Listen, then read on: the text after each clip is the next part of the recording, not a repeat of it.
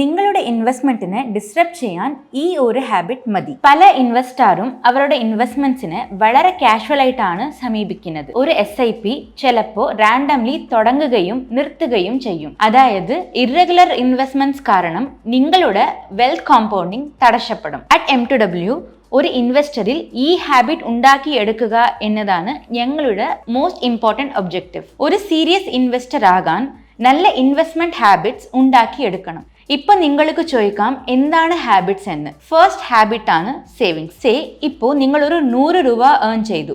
ഇതെങ്ങനെ സേവ് ചെയ്യും? പല ഇൻവെസ്റ്ററും എൻഡ് ഓഫ് ദ മന്ത് എത്ര ബാക്കിയുണ്ട് സേവ് ചെയ്യാൻ എന്നാണ് ചിന്തിക്കുന്നത്. പക്ഷേ ഒരു സക്സസ്ഫുൾ ഇൻവെസ്റ്റ്മെന്റ് ഹാബിറ്റ് ഉണ്ടാക്കി എടുക്കണമെങ്കിൽ നിങ്ങളുടെ സ്പെൻഡിങ് പാറ്റേൺ മനസ്സിലാക്കി എടുക്കണം. ആൻഡ് ദെൻ ഡിസൈഡ് നമുക്ക് എത്ര സേവ് ചെയ്യാൻ പറ്റും എന്ന്, അതും നിങ്ങളുടെ സാലറി കിട്ടുന്നതിന് മുമ്പേ.